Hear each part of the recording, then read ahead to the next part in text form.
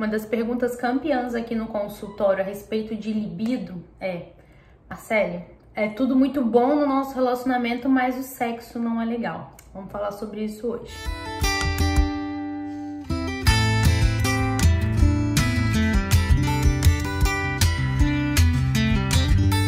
Bom, como eu disse, é uma questão assim muito corriqueira aqui no consultório, as pessoas chegarem e falarem que não estão com desejo. Falar que todas as outras áreas do relacionamento estão boas e o desejo, a parte sexual não tá muito bem. Porque tem uma diferença quando há um problema real no casamento, quando há um problema real no relacionamento e isso afeta a área sexual. Porque como eu sempre falo aqui, a área sexual é uma das áreas mais sensíveis da nossa existência. Então acaba que por causa de um problema no relacionamento, o sexo acaba não ficando tão bom. Porém, quando está tudo bem, as pessoas acabam ficando meio que desesperadas. Será que a gente tem um problema sexual real, então? Né? Então começa aquelas questões e acaba vindo parar aqui no consultório. A gente tem que separar um pouco a respeito desse tipo de questão. Primeiro, a gente precisa avaliar se é primário ou secundário, ou seja, se é uma coisa que nunca teve, se a química do casal nunca foi boa, se sempre foi uma coisa mais tranquilinha, se existe um excesso de expectativa por parte de um dos dois ou por parte dos dois, um tipo de expectativa de uma coisa que nunca ocorreu, ou uma coisa que ocorreu logo muito no início, que no início é a natureza que manda, não é a nossa mente, é uma coisa muito natural, muito instintiva. Então a gente tem que fazer essa separação aí. Quando é uma coisa que nunca foi boa, a pessoa se apaixonou por alguém, a pessoa completava todos os âmbitos ali da vida, aquela pessoa divertida, tudo ali na listinha mental da pessoa tinha. Porém, na parte sexual o negócio não funcionava. Se a questão sexual nunca foi boa, nunca foi satisfatória para vocês, não existe brincar de Deus, tá? Se algum profissional da área de saúde virar para você e falar que não é possível inventar desejo sexual onde nunca houve, é mentira, tá? O que a gente consegue fazer é melhorar, é trabalhar esse desejo para ele ser um desejo direcionado para outras questões e não só para uma questão tão erótica assim. Lógico, a questão da erotização ela é muito importante, ela é primordial para o nosso desejo sexual. O que dá é para melhorar. Não dá para pegar um casal que não tem química nenhuma ou que um dos dois nunca sentiu atração sexual pelo outro e tentar inventar num consultório, tentar inventar através de medicamento. Isso não existe, ok? Agora, se vocês tinham uma vida sexual até satisfatória e ela foi diminuindo, nunca foi aquele boom todo e ela foi diminuindo, a gente consegue trabalhar questões para que vocês façam a manutenção dessa vida sexual, que ela vá melhorando, que ela vai ficando boa aos poucos. Só que aí é uma questão de consultório. Num vídeo no YouTube eu não conseguiria contemplar todas as questões, é uma coisa muito individual, por isso que num processo terapêutico a gente consegue trabalhar essas questões com o casal individualmente, dependendo de como é a concepção dos dois, dependendo de como foi a história de vocês e etc e tal. Já a outra situação é quando o tesão era nas alturas, a coisa funcionava muito bem, tava tudo muito legal e mesmo sem nenhum problema no relacionamento, essa questão foi esfriando. Então nesse momento a gente olha muito seriamente, muito sobriamente para o que aconteceu naquela dinâmica, porque muitas vezes quem está dentro do relacionamento não vê a questão toda esfriar. Uma das 3 coisas, foi até que eu ilustrei no caso dessa semana, que acontece geralmente com esses casais, é até legal de você fazer uma observação se é esse o seu caso, é a questão da frieza, da pessoa ser fria, de um dos dois serem frios ou os dois serem frios. O que eu chamo de uma pessoa fria? É uma pessoa que não se aquece. É uma pessoa que já acha tudo muito trivial, acha tudo muito palpável, tudo muito prático e acaba não dando vazão às emoções. E aí essa questão da manutenção da sexualidade fica mais complicada. Não há um emocional envolvido nesse relacionamento, quando não há doses de paixão, que a gente chama de romantismo, de alimentar ali o relacionamento em si, principalmente o sexo. Então a gente chama isso de uma frieza. Ai, Marcela, então quer dizer que eu sou uma pessoa prática, eu não sou muito emocional, então minha vida sexual tá fadada ao fracasso? Não, é muito possível você ter uma vida sexual satisfatória. A questão é, se tá esfriando é porque a dinâmica não tá legal. Dá pra você ser uma pessoa menos emocionada, menos que se importa com sexo, que se importa pouco com o emocional e ter uma vida sexual muito boa, mas o seu outro parceiro, a parceria, tem que estar de acordo com isso, tem que fazer par com isso. E às vezes a dinâmica do casal não responde muito bem a uma das friezas e nem as duas. Outra questão muito importante é a tal da preguiça. Por quê? Quando a gente começa um relacionamento, quem manda ali é a natureza, é uma coisa mais instintiva, né? De você reproduzir, da novidade, da paixão com a pessoa, aquela coisa toda. Depois de um tempo, a gente precisa usar a inteligência, porque foi a inteligência que nos levou a ser monogâmicos. É porque é uma decisão nossa. Alguém bateu aqui? Então a gente tem que utilizar essa inteligência para alimentar esse fator novidade, para colocar elementos na sexualidade, para que essa sexualidade ela seja estimulada. Imagina você comer o mesmo prato de comida todos os dias.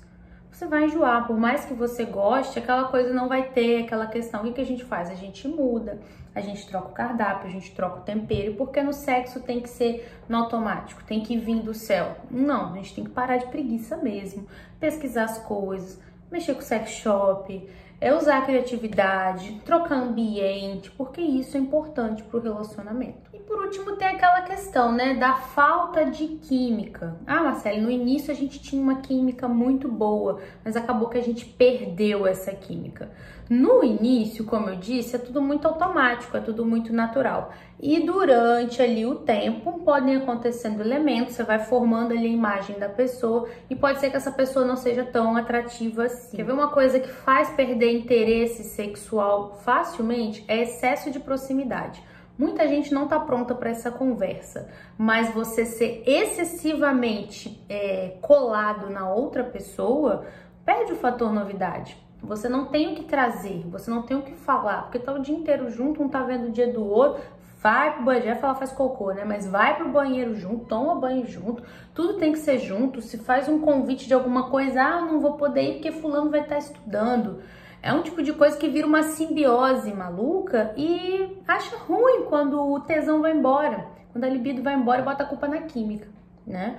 Então é uma questão que a gente tem que saber alimentar essa química também, porque ela morre de sede, morre de fome, morre por falta de sexo também. E uma questão muito, mas muito importante que a gente precisa observar sobre a química é o seguinte: seja ela que no início tinha e depois não teve, seja ela a que nunca teve. A questão da química sexual, ela é hipervalorizada pela nossa sociedade. Ela é uma coisa que parece como se a gente tivesse um botão mágico dentro da cabeça e tem que dar um match, aquela coisa mística, aquela coisa, sabe, de filme, aquela coisa que tem que acontecer e tem que ser lindo, tem que ser maravilhoso, mas a gente tem que tomar muito cuidado com ela. Porque essa química sexual, geralmente, ela alimenta algum comportamento disfuncional na nossa vida. Como eu estou querendo dizer é que a química que a gente fala é apenas uma sensação. E a gente não pode confiar 100% nas nossas sensações. A gente tem que confiar no conjunto, a gente tem que ter senso crítico, a gente tem que fazer uma análise boa do que está acontecendo, a gente tem que ter inteligência emocional até para a questão sexual. Você já viu aquela pessoa que parece que só se interessa por gente ruim, que tem uma química sexual com gente que é disfuncional, com gente que não tem nada a ver com o que conscientemente ela precisaria, tipo aquelas mulheres que falam, eu amo um homem cafajeste, ou o homem que fala, eu gosto de mulher que não me dá moral, que não me trata bem. Quem quer ser maltratado, conscientemente ser maltratado? Quem quer um relacionamento onde você não tá seguro, onde você tá o tempo inteiro sendo ameaçado, onde você não tem um pingo de afeto, um pingo de carinho? Conscientemente ninguém quer isso.